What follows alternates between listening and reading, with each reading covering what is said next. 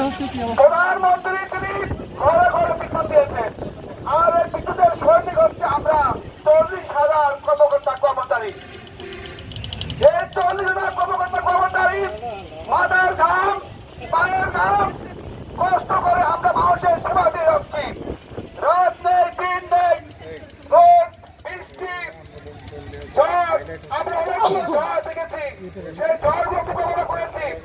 কিন্তু আমাদের এখন যে আরেকটা কর্মবিরতি যে ঝড়, সে ঝড়গুলো আমরা মোকাবেলা করতে পারি কি পাই না। আমরা আমাদের এই পল্লীবিদ্যুৎ বোর্ড থেকে অবশ্যই আমরা খালি ভাবো সকলে এক হয়ে আমরা কাজ করব। আমি সকলের সুস্বাস্থ্য কামনা করছি এবং সবাই শান্তিপূর্ণ ভাবে আমাদের কর্মবিরতি থাকবে। কেউ বিশৃঙ্খলা করবেন না, কেউ ডিসিপ্লিন ব্রেক করবেন না। আমাদের জন্য সুনাম থাকে। বাংলাদেশে যতগুলো প্রতিষ্ঠান আছে তার মধ্যে পল্লী বিদ্যুৎ সমিতির যথেষ্ট সুনাম আছে সরকারের কাছে।